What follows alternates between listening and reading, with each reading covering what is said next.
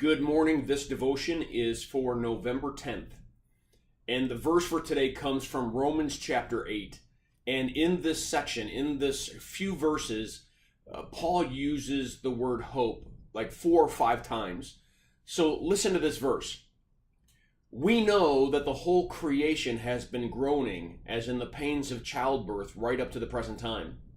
Not only so, but we ourselves, who have the first fruits of the Spirit, groan inwardly as we wait eagerly for our adoption as sons, the redemption of our bodies. For in this hope we were saved. But hope that is seen is no hope at all. Who hopes for what he already has?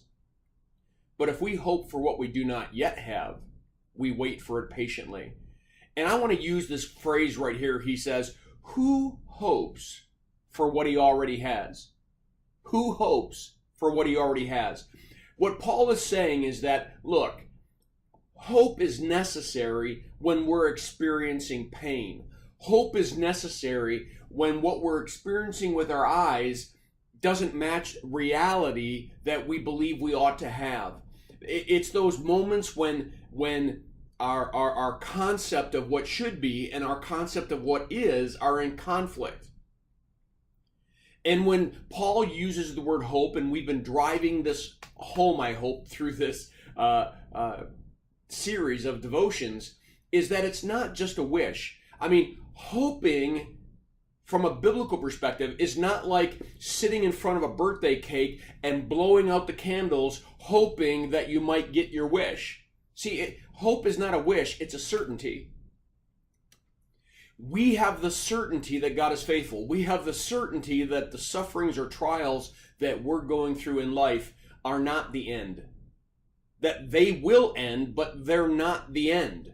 And that even if we are going through trials, God can use them for His glory and use them for His will. Hence, He can make good come from them.